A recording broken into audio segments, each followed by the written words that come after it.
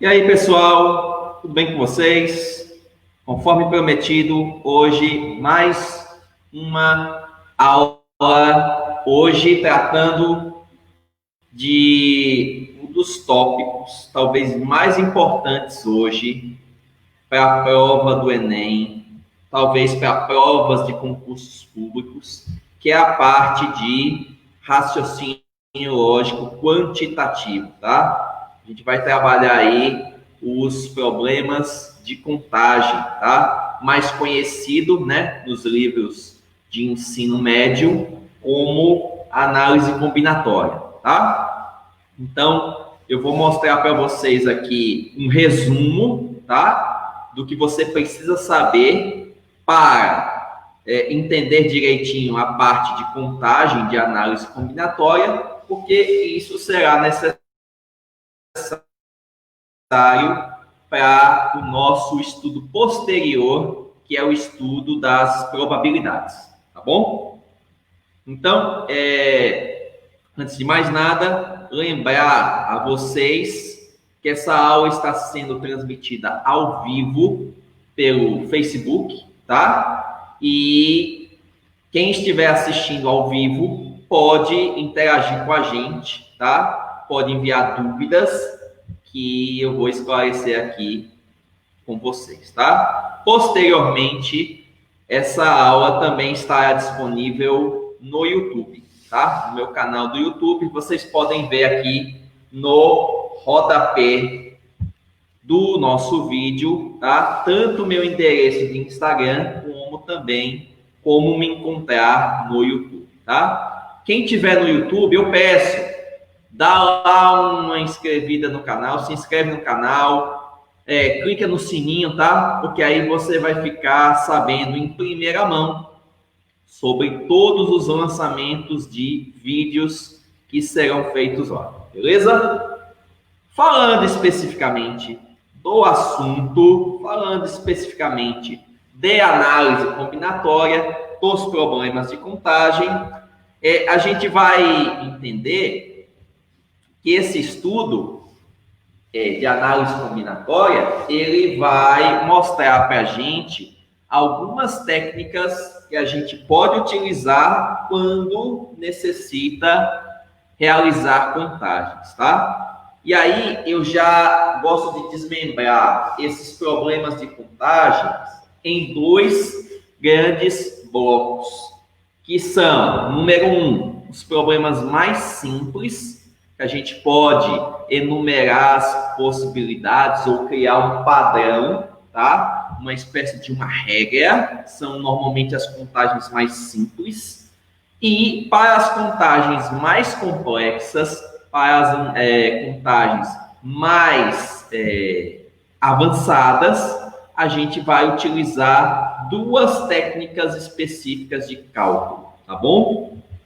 É interessante a gente observar que esse estudo no livro didático, ele vem super fragmentado, tá? Ele vem super fragmentado. Você tem lá no seu livro didático de ensino médio a análise combinatória sendo subdividida em princípio fundamental da contagem ou princípio multiplicativo.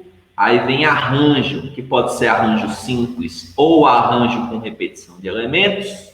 Depois você tem um caso especial de arranjo, que é a permutação, que pode ser uma permutação simples ou com repetição de elementos. E, por fim, você tem uma combinação, que pode ser uma combinação simples ou uma combinação com repetição de elementos. Então, se a gente for seguir essa sequência do livro didático, basicamente você tem 7 tipos de problema de contagem, tá? O que vai viabilizar muito a nossa compreensão sobre o assunto, tá? Então, para facilitar, nós vamos esquecer esses 7 tipos de contagem e vamos resumir apenas a 2, tá bom? Então, você tem as contagens mais simples, que a gente vai criar um padrão ou vai enumerar as possibilidades, ou seja, citar as possibilidades uma por uma, ou então você tem algumas técnicas específicas de contagem para o caso de contagens mais complicadas. Que aí, é aquilo que eu te falei, o livro vai trazer 7 tipos de problema. Eu vou reduzir para apenas 2. E aí vai ficar muito mais fácil para você compreender tudo isso. Beleza? Mas como aí a gente organizou essa nossa rápida demonstração em 2 blocos, eu gostaria de detalhar um pouquinho esse primeiro, que são as contagens mais simples, tá? Onde você vai criar um padrão, tá? Você vai perceber uma regra, ou você vai ter condição de determinar possibilidade por possibilidade, tá? Para mostrar isso, eu trouxe alguns probleminhas, tá? Alguns probleminhas simples. E o primeiro problema que eu trago é um problema muito comum de provas de concurso público, tá? Que é aquela questão dos calendários, tá? Então, problema de calendário, tá? Pode surgir isso numa prova de Enem, só que é uma situação mais comum de concurso. De toda forma, é bom a gente estar preparado, é bom a gente conhecer um pouquinho dessa situação, desse tipo de problema, tá? Então, vê aí na tela, nossa questão número 1, que diz o seguinte, ó. No ano de 1995, o dia 1º de outubro foi um domingo. A esse respeito, assinale a única afirmativa verdadeira. Então, note, dessas 5 afirmações aqui, apenas uma é a verdadeira. E aí, como é que a gente vai organizar a resolução do nosso problema? Bem simples, tá? Primeiro você vai lembrar que o mês em questão é um mês de outubro, tá? Então, é muito importante você saber quais meses do ano tem 30, quais meses do ano tem 31 dias, tá? Fevereiro é um caso particular, ele pode ter 28 ou 29 dias, dependendo se o ano é bissexto ou não. Aí já seria uma outra conversa, tá? Vamos focar na resolução especialmente desse problema, tá? Então, mês de outubro, se a gente for puxar na nosso conhecimento de calendário, a gente sabe que outubro é um mês de 31 dias, não é isso? Tá? Então, a gente precisa, a princípio, saber dessa informação, que o mês de outubro é um mês de 31 dias, beleza?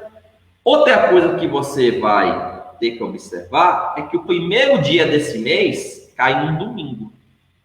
E aí é interessante você observar que os dias, tanto dos meses como dos anos, eles são divididos em semanas, que são 7 dias, tá certo? Então, você tem aqui, ó, vamos pensar nesse problema, vamos focar na resolução desse problema. O dia 1 é domingo, então 2 é uma segunda, 3 é uma terça, 4 é uma quarta, 5 é uma quinta, 6 é uma sexta, 7 é um sábado, 8 vai ser um domingo. E aí, o que eu vou observar? Que como a semana tem 7 dias, se um determinado dia da semana, por exemplo, foi domingo, o próximo domingo desse mês vai ser dali 7 dias. Observe aí na contagem que fizemos. O dia 1º foi um domingo. O próximo domingo que eu vou ter nesse mês é o quê? Dia 8, quer dizer, 7 dias depois.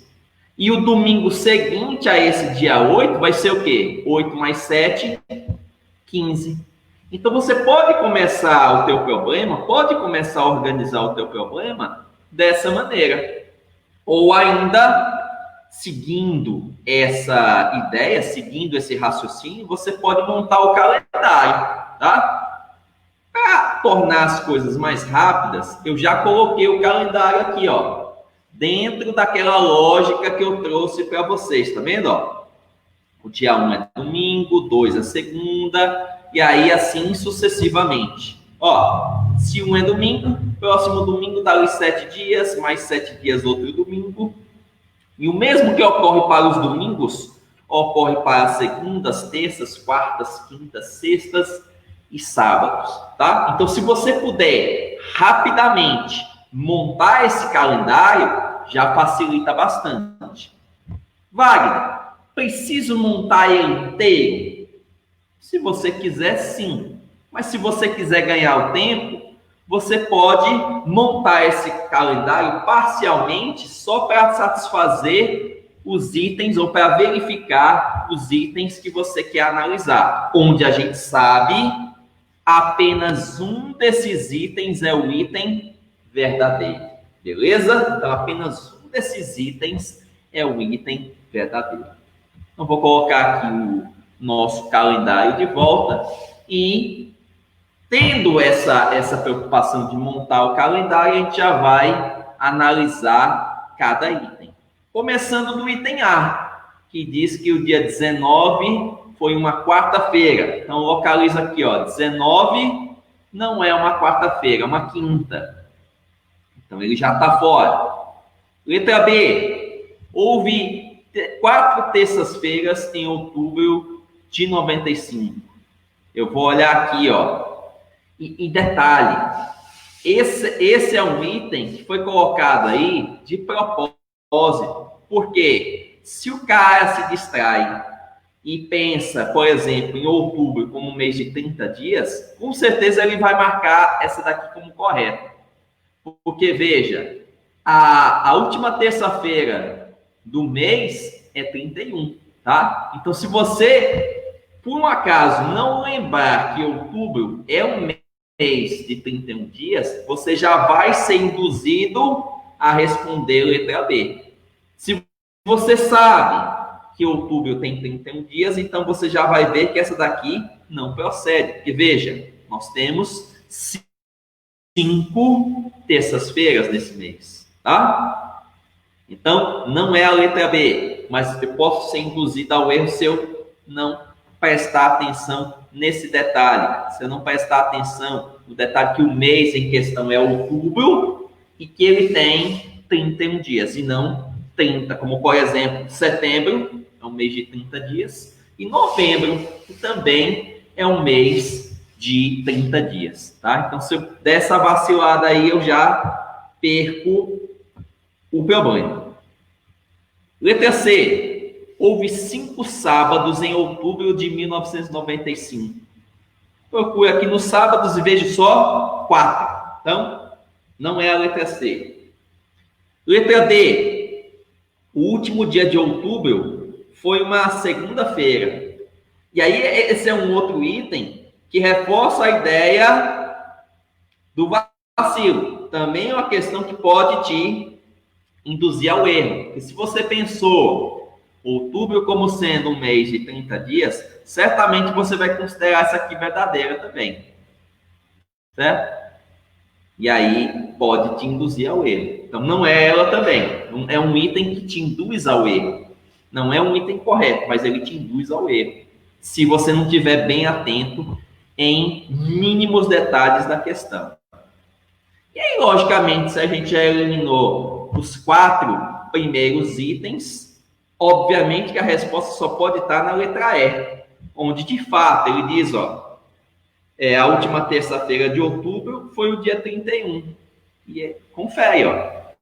Então, a nossa resposta aí é a letra E, está no item E. Pode marcar aí a letra E, beleza?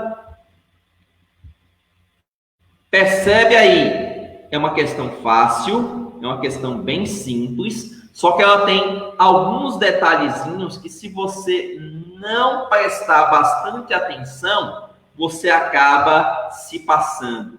Pode ver que você tem aí 2 itens dessa questão, né? O item B e o item D, que eles podem te forçar ao erro, podem te induzir ao erro, beleza? Então, de toda forma, é interessante você tomar cuidado, beleza? Já estou recebendo aqui algumas mensagens, eu só não consigo identificar quem é, porque eu estou no stream, eu não estou visualizando o Facebook. Mas, de toda forma, oi para você também, tá? Se vocês tiverem dúvidas, tá? Se vocês tiverem dúvidas, pode mandar a pergunta aqui nos comentários, tá?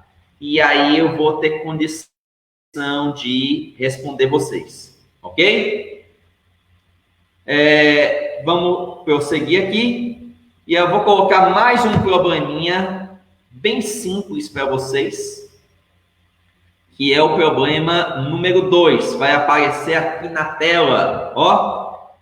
Esse tipo de questão já é um tipo de questão mais modelo OBMEP, né? Olimpíada Brasileira de Matemática, e também é um modelo mais Enem. Ele não é um modelo tão concurso público.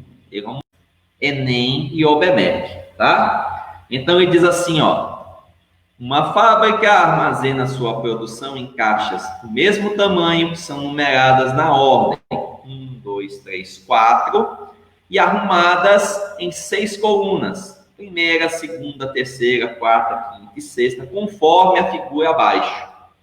Eu não sei se está muito legível aí para vocês, mas aqui, ó, a ordem das colunas é da esquerda para a direita, né? Mais à esquerda eu tenho a primeira coluna, mais à direita eu tenho a sexta coluna, tá? Então, eu tenho as caixas aí numeradas, elas estão colocadas em ordem crescente e as colunas também estão arrumadas em ordem crescente, da esquerda para a direita, da primeira à sexta.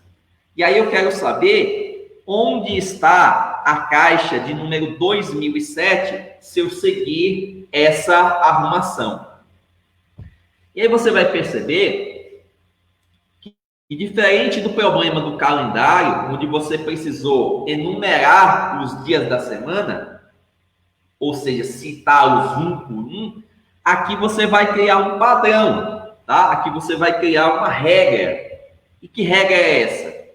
Você vai ver que as suas caixas, elas estão separadas em linhas e em colunas. Elas estão organizadas em linhas e em colunas. Onde a linha não me interessa tanto, até porque ele está me perguntando sobre coluna, tá? Mas, por conta de eu distribuir em linhas e colunas, eu vou ter aqui, ó, 6 caixas por linha, tá certo? Então, eu teria as 6 primeiras caixas na primeira linha, as 6 seguintes na segunda, e aí eu iria distribuindo essas caixas de 6 em 6. Eu teria que separar ou distribuir essas caixas de 6 em 6. E aí, se eu vou fazer isso, se eu vou distribuir ou repartir de 6 em 6, eu vou ter que dividir essa quantidade de caixas aqui, ó, essas 2.007 caixas, em partes de 6.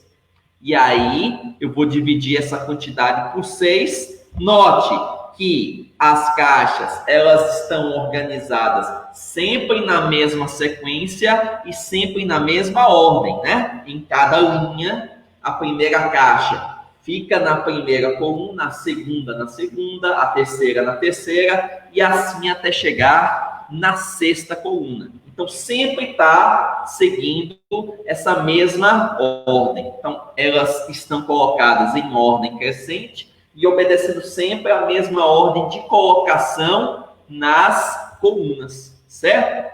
Então, a gente vai ver aí que a ideia é você repartir essas 2.007 caixas de 6 em 6.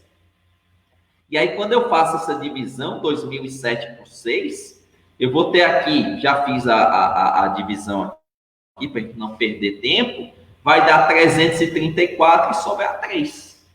E daí, qual a interpretação que eu vou ter desse resultado?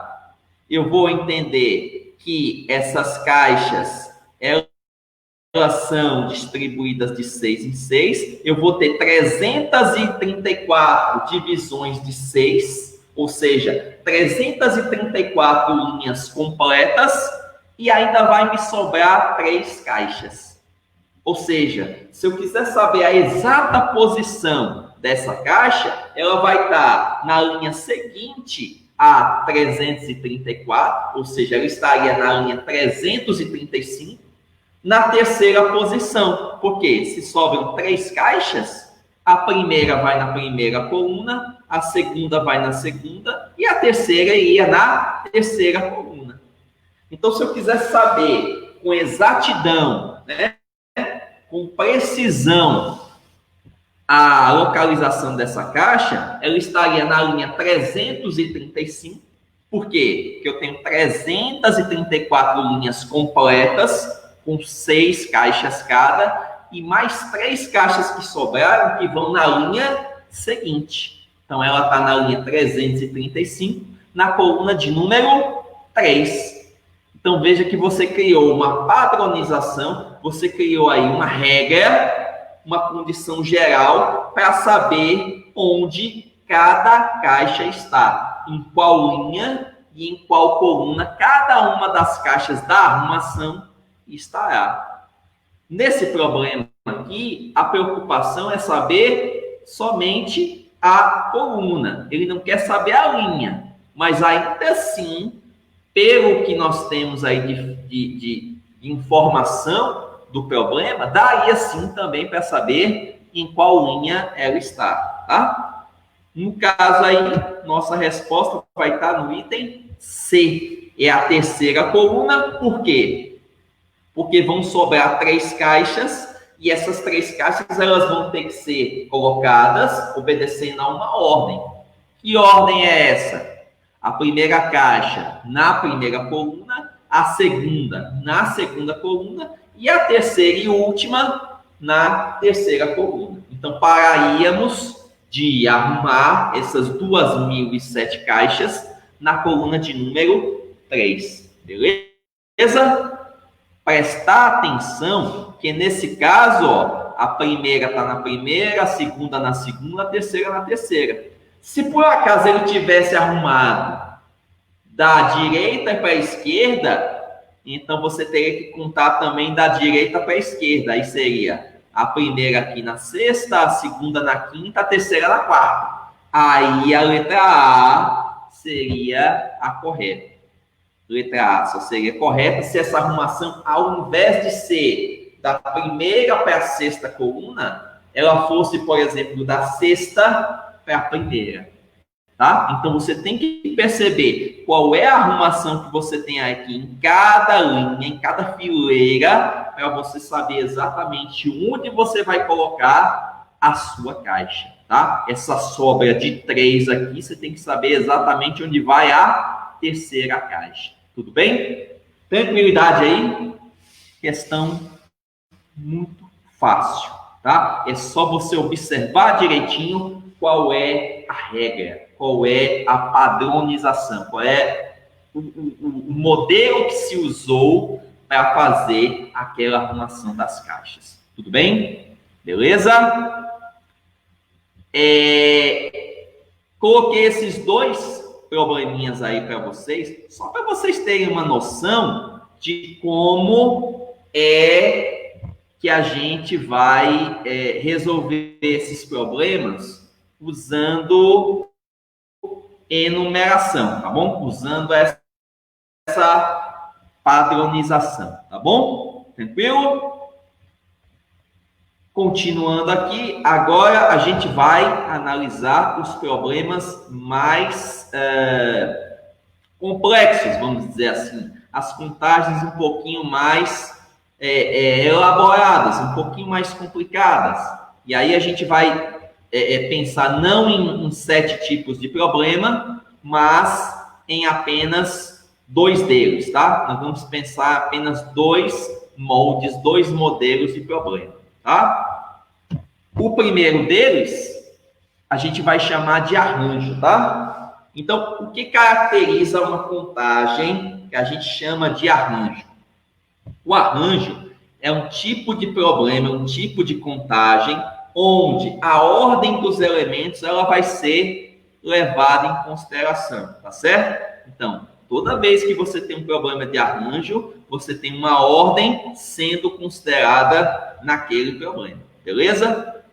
E aí, uma dica que eu já vou logo adiantar para vocês. Se você quiser perceber se a ordem está sendo levada em consideração ou não no problema, você pode, dado o problema, montar uma possibilidade dele, montar uma situação que o satisfaz, né? Que o obedece, e aí você vai trocar elementos de lugar. Pode trocar 2 ou mais de 2. Você troca elementos de lugar. E se você faz essa troca de elementos, alterando a tua formação, é porque tem ordem. Não alterando a formação, ou seja, em qualquer ordem fica do mesmo jeito, aí não tem ordem, tá bom? Então, para você perceber se o problema depende de ordem ou não, você vai se ligar nesse detalhe. Você troca elementos de lugar, tá bom? Se após essa troca de elementos alguma coisa for alterada, é porque tem ordem. Então, problema de arranjo. Se isso não acontecer, então não tem ordem. Não é um problema de arranjo, tá bom? E aí eu poderia dar como exemplos disso essas duas situações. A primeira diz assim, ó: de quantas maneiras distintas podemos ordenar 5 pessoas em uma fila? Gente, se você prestar atenção no enunciado da pergunta, você já vai perceber, você já vai sacar que é um problema de arranjo. Porque, ó, ele falou aqui em ordenar. Então, se você vai ordenar, obviamente que você vai depender de ordem. Obviamente que você vai ter um problema de arranjo, tá? Porque no problema de arranjo, você vai ter um problema com ordem, que depende de ordem, que tem uma ordem a ser considerada, certo? Então, esse daí é um caso característico de arranjo, tá?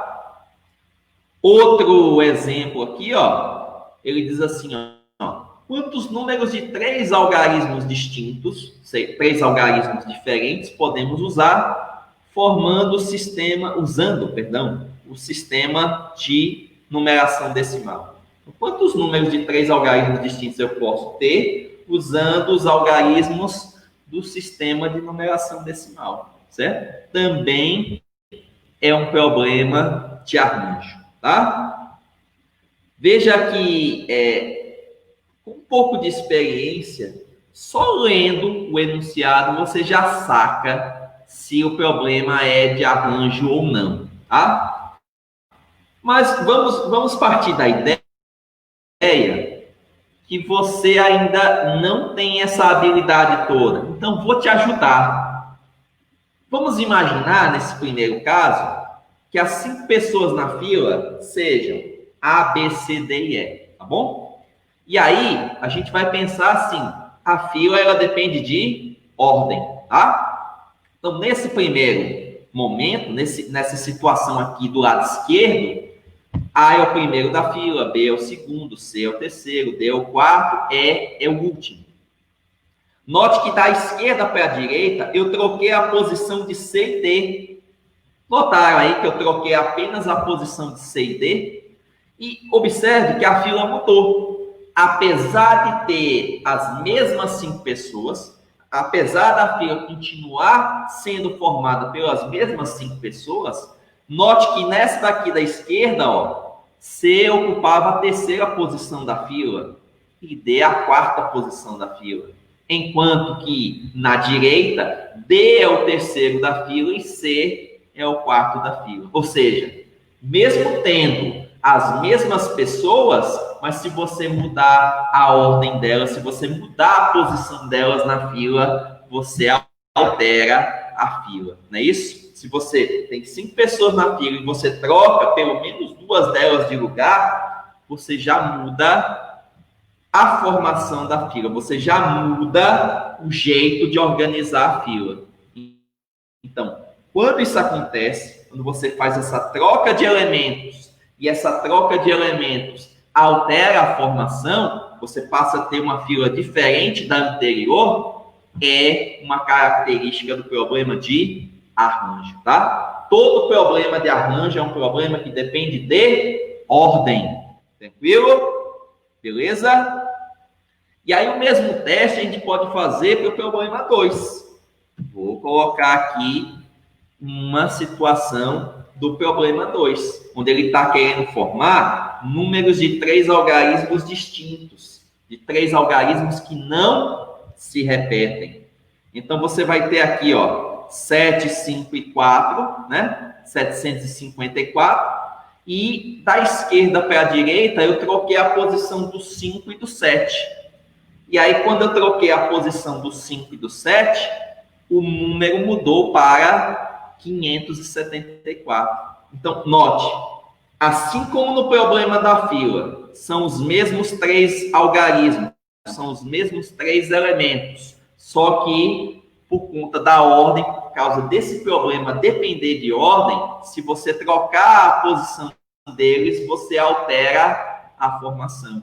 Então, o número que você tem aqui do lado esquerdo, ele é totalmente diferente do número que você tem do lado direito, tá? Então, note, toda vez que você tiver um problema de contagem e quiser determinar uma quantidade de possibilidades e você fizer essa troca de elementos e nessa troca alguma coisa for mudada, tenha certeza que você está diante de um problema de arranjo, tá? Todo problema de arranjo é um problema que depende de ordem. Então, se a ordem for mudada, você acaba mudando também a formação do problema, tá? Essa é uma característica específica do problema de arranjo, tá? Então, toda vez que você faz essa troca e com essa troca você alterou alguma coisa, você tem um problema de arranjo, tá bom?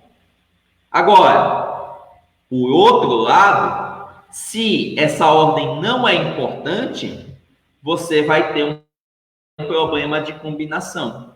É aquilo que eu estava te falando, você vai ter apenas 2 possibilidades de problema. Então, se o problema não for arranjo, se ele não depender de ordem, obrigatoriamente ele será uma combinação. Então, é muito fácil você perceber isso. Faz a troca dos elementos.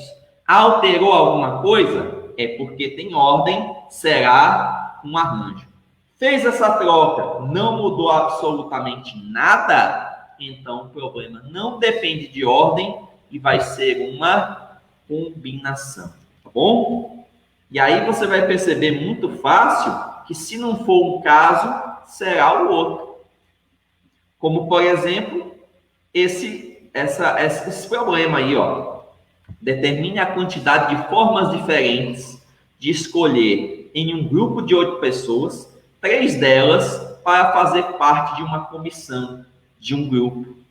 E aí, digamos que eu tenha escolhido Maria, João e José, tá? Digamos que os 3 escolhidos para fazer parte dessa comissão, desse grupo, tenham sido esses 3 aqui.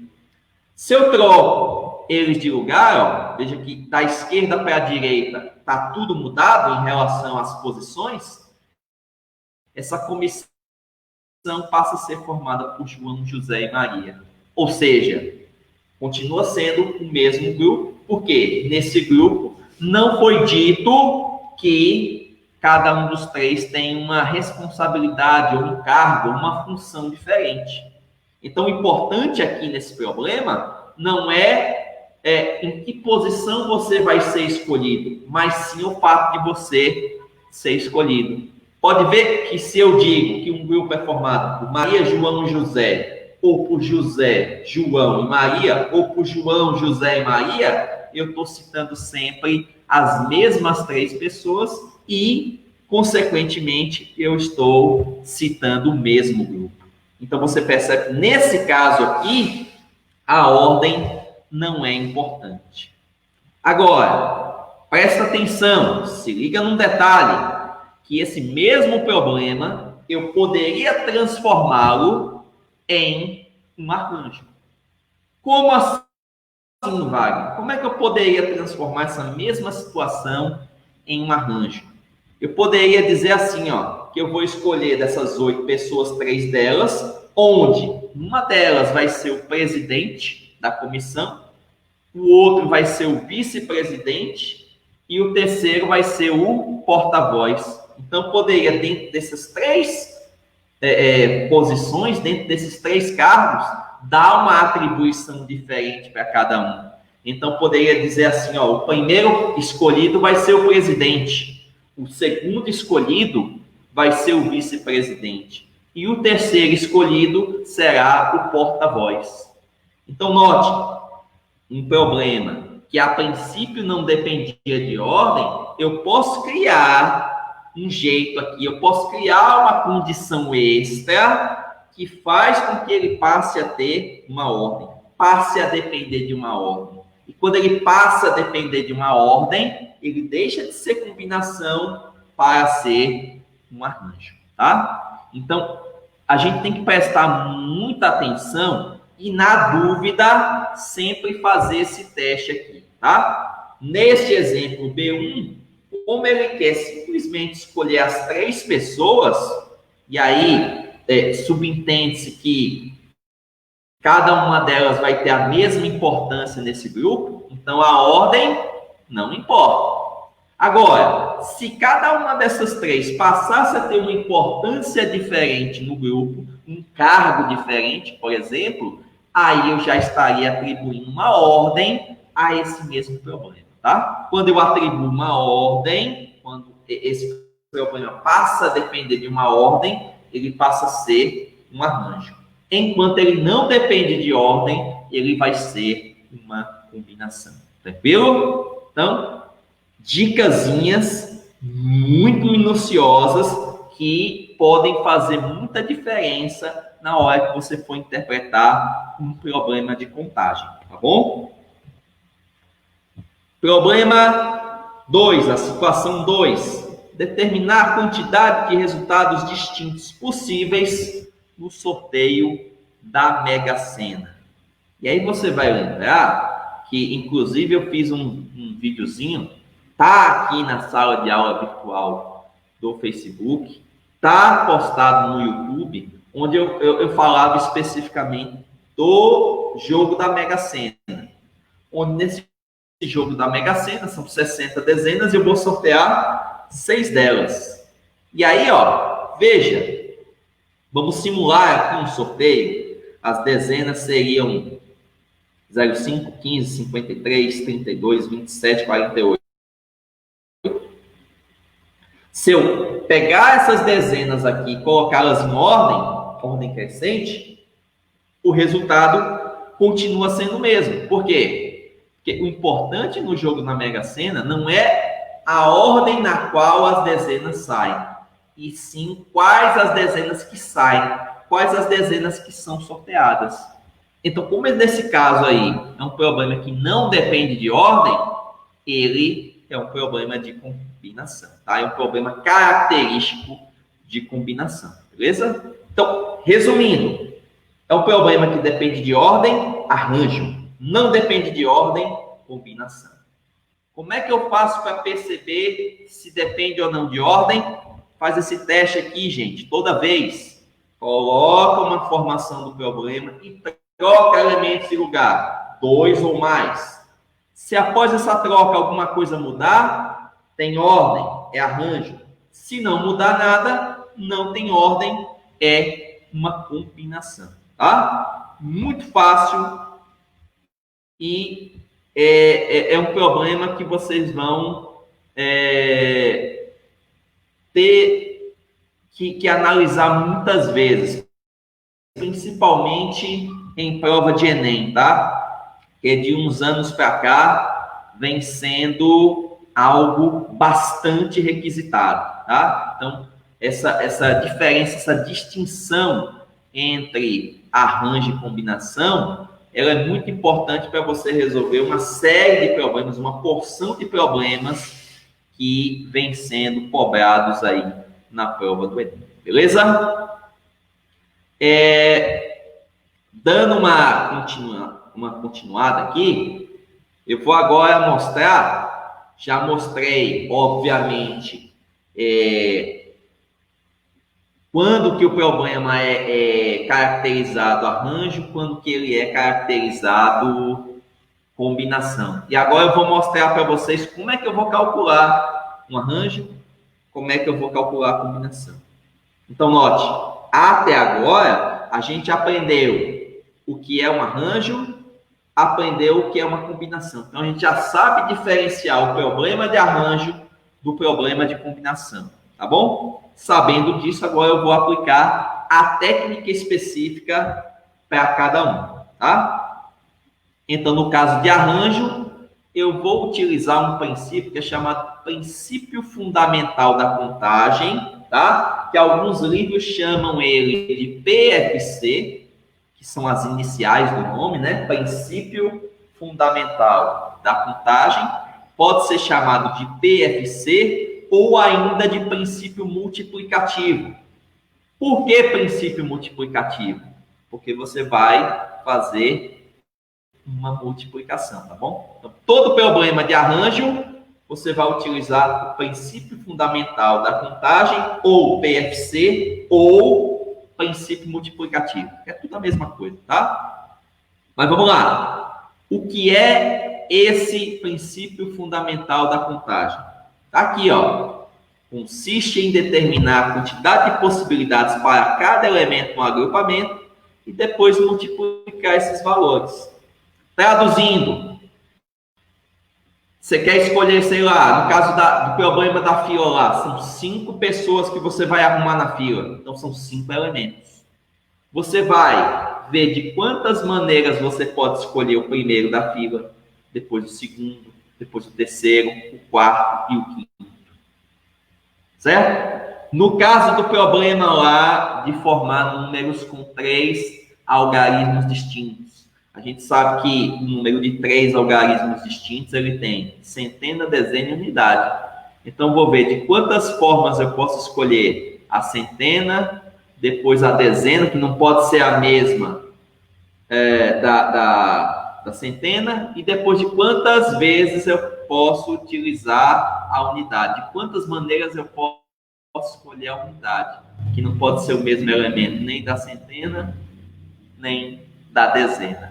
Certo? Então, veja, você vai contar possibilidades para cada elemento do teu problema, de quantas maneiras você pode escolher cada um desses elementos e depois você multiplica tudo, beleza? Isso é o que a gente chama de princípio fundamental da contagem ou princípio multiplicativo, certo?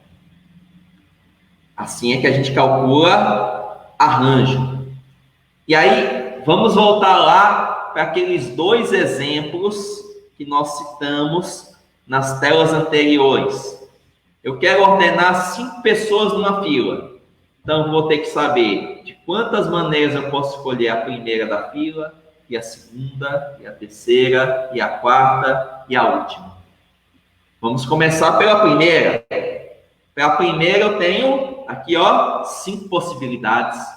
Por quê? Porque qualquer uma dessas 5 pessoas pode ser a primeira da fila. Não existe restrições, tá? Se tivesse alguma restrição aqui, a gente excluiria aquela pessoa que não pode ser a primeira da fila, tá? Como não foi dito nada, subentende-se que qualquer uma dessas 5 pessoas pode ser a primeira da fila, beleza? Então, para a primeira posição da fila, eu tenho 5 possibilidades. Para a segunda, eu só tenho 4. Por quê? Das 5 pessoas, uma eu já posicionei. Então, só sobram 4 para posicionar, né? Lembre que a pessoa que ocupa a primeira posição da fila não pode ocupar também a segunda. Cada pessoa ocupa apenas uma posição na fila. Então das 5, uma eu já posicionei. Tem 4 ainda para posicionar. Qualquer uma dessas 4 pode ser a segunda da fila. Escolhi uma delas, vou para a terceira. Na terceira posição, eu tenho 3 possibilidades, porque me sobraram apenas 3 pessoas. Eu escolho uma dessas 3, qualquer uma delas pode ser a terceira da fila. Posicionei lá. vão me sobrar duas, que qualquer uma dessas duas pode ocupar a quarta posição. Coloco uma delas lá. E a pessoa que ficar por último nessa escolha é a pessoa que obrigatoriamente vai ocupar a última posição, tá? Então, eu tenho 5 possibilidades para a primeira posição, 4 para a segunda, 3 para a terceira, 2 para a quarta, 1 para a última.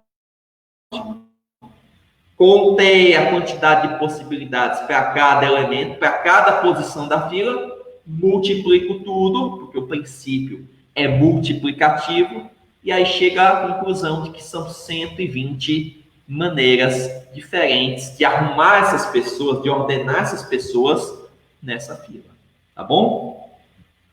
Mesma ideia a gente usa para o problema 2, tá? No problema 2, eu vou lembrar o seguinte, que centena, dezena e unidade tem que ser algarismos diferentes, algarismos distintos. E detalhe, no algarismo da centena eu não posso usar o zero. Por quê, gente? Porque o zero à esquerda ele não é significativo. Eu não posso considerar o zero à esquerda do número como sendo um algarismo, tá certo? Se ele tiver, por exemplo, se eu tiver lá 0,52, não é 0,52, é apenas 52. Então, se eu colocar lá 0,52, o número é considerado como 52 e ele não tem 3 algarismos distintos, ele tem apenas 2 algarismos distintos. Pelo fato que o zero à esquerda ele não é considerado, tá bom? Então, são 10 algarismos, né? 0, 1, 2, 3, 4, 5, 6, 7, 8 e 9. Eu posso usar qualquer um deles na centena, com exceção do zero. Então, posso usar qualquer um desses 10, com exceção do zero. 9 possibilidades. O algarismo que eu usei na centena, já não pode usar nem na dezena, nem na unidade, porque são algarismos diferentes. São algarismos distintos, tá bom? E aí, dos 10, um eu já usei, sobram 9 possibilidades para a dezena. Por quê? Porque agora eu posso usar o zero. Na dezena eu posso usar o zero. Eu não podia usar na centena. Na dezena eu posso. Então, dos 10, eu só não posso usar aquele que eu já usei na centena, que não pode ser repetido. Então, das 10 possibilidades, me sobram 9. E para a unidade, eu tinha 10. Já usei 1 na centena, já usei 1 na dezena, e sobram 8 possibilidades para a unidade.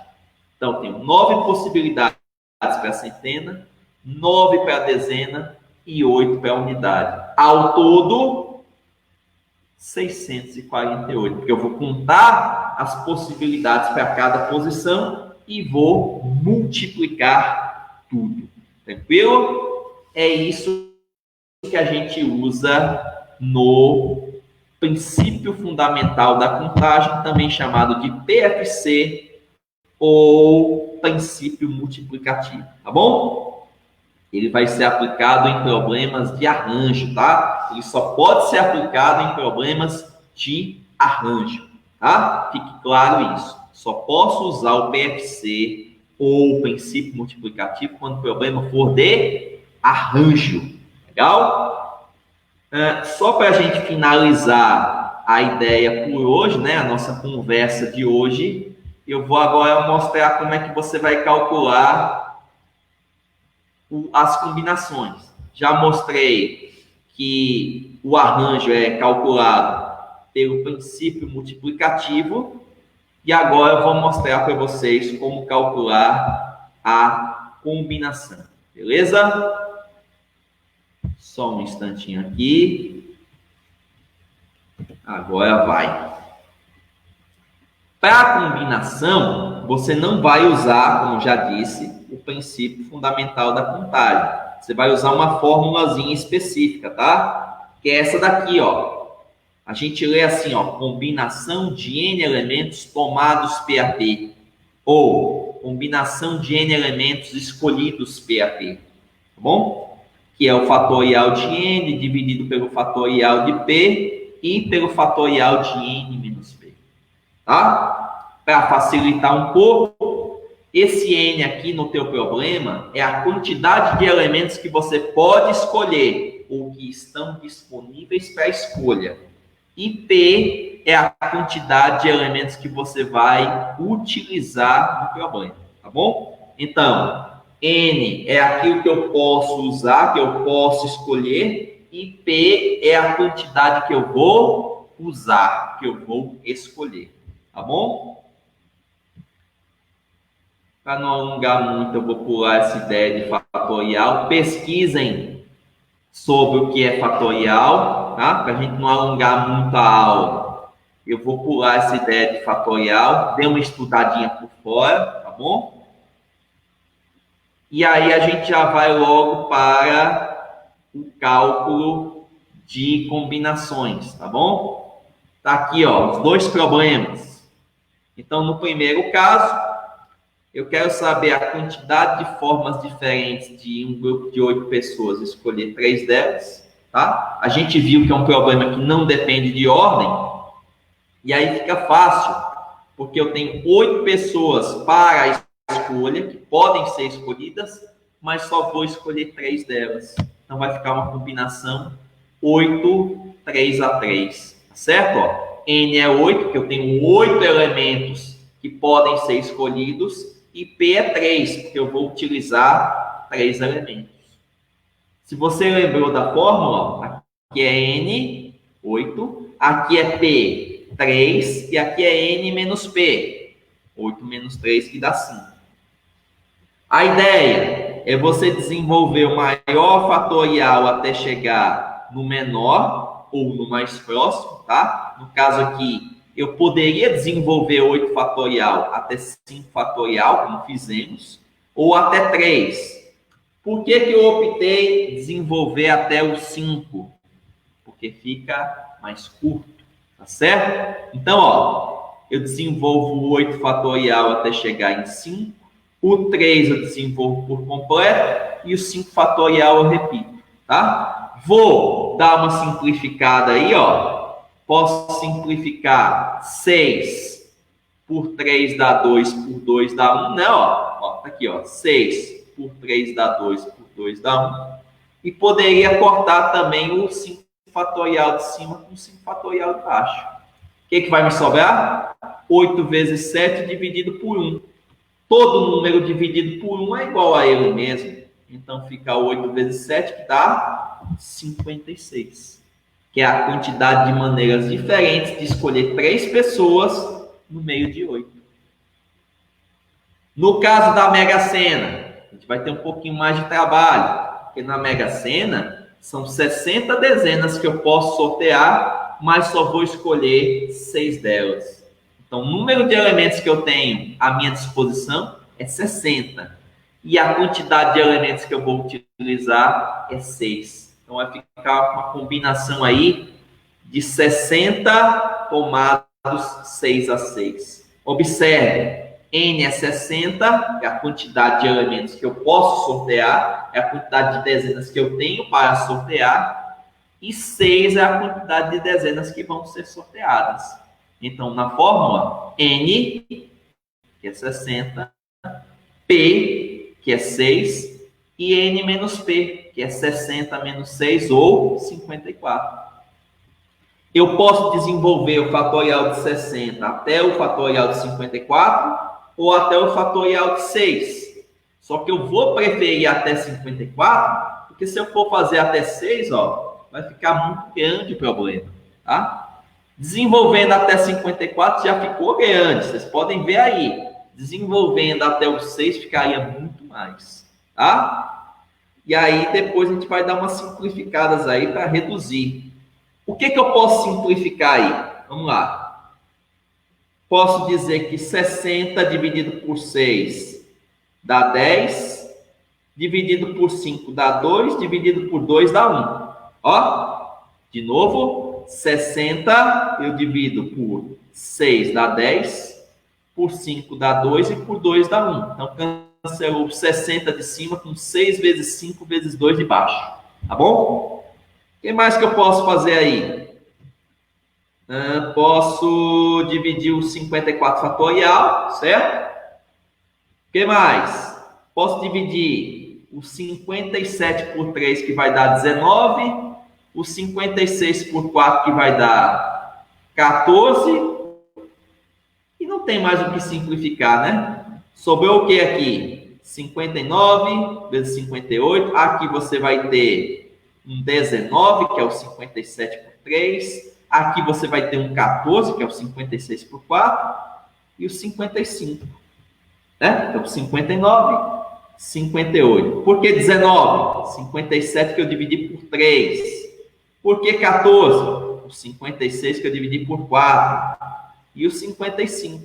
Multiplico tudo, chega aí, ó, a impressionante quantidade de 50.063.860 resultados. Ou seja, o resultado de um sorteio da Mega Sena pode ser obtido de mais de 50 milhões de maneiras diferentes.